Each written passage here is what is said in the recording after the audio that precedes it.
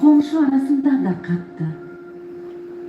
Endi bayağı ösken soň Leyla'nın oğlu menin sağlam, kuvvetli dalarımın ucuna çıkıp ey, bakınız, men minaretten de yüksekim dep çıraydı. Son ayaklarını sarkıp, güneş bayırlar altında saklaganına bakıp oturaydı. Onun pabuçları kemirde tenimni tırmalaydı, ama tırmalagan yerleri ağırmaydı.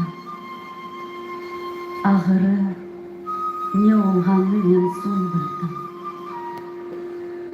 Onlar jığılgan gün ağırdı, hepsi joyuldu. Hem Aliağa, hem onu daima mırıldagan apayı, hem Leyla'nın oğlu.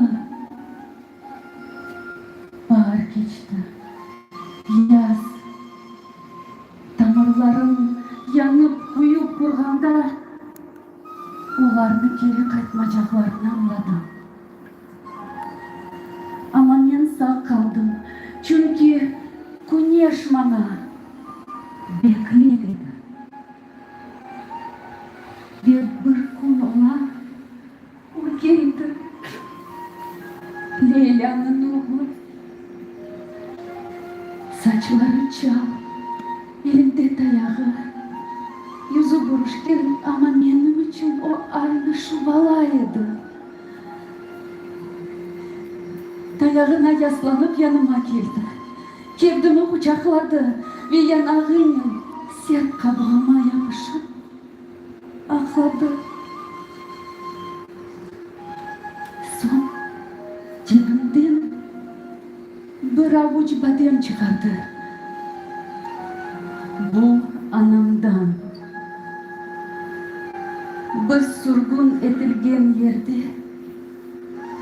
anamın mezarı yanında o'sgan terekten koparıp aldım. Son tiz çöküp ularni menin kar tamirlarim yanına topraqqa saçtı.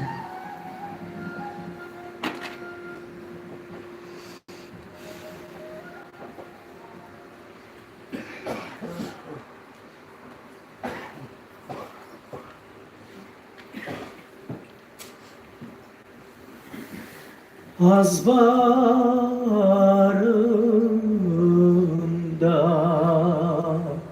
bademda terek baban saçtı olsun de anayın seni kim evladım bahtsız olsun de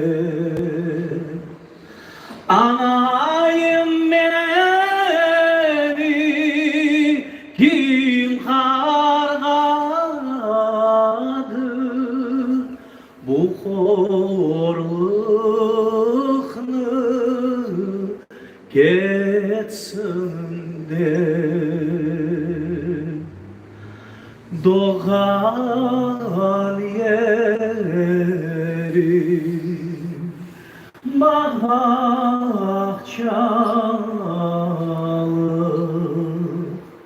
em su başı anayım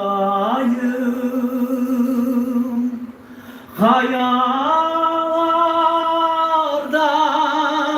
akan sular gözüm